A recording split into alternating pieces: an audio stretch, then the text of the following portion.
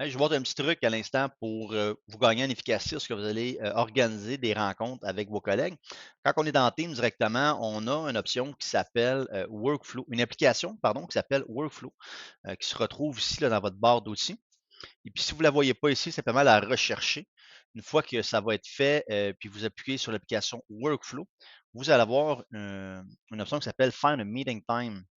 La première fois que vous allez cliquer là-dessus, par contre, vous allez devoir saisir certains paramètres de configuration. Vous allez voir, c'est très simple.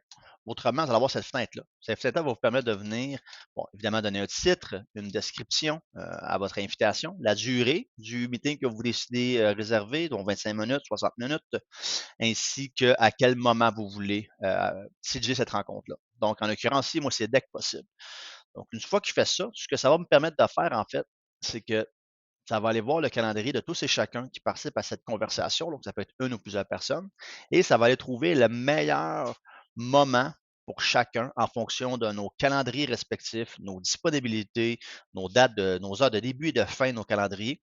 Et ça va venir trouver la plage de 30 minutes le plus tôt possible dans nos calendriers. Donc, plus besoin d'utiliser l'option cédule pour trouver la meilleure plage horaire, plus besoin d'utiliser Outlook, Teams, quoi que ce soit. Si on est dans Teams directement, dans un clavardage, on peut simplement utiliser cette option.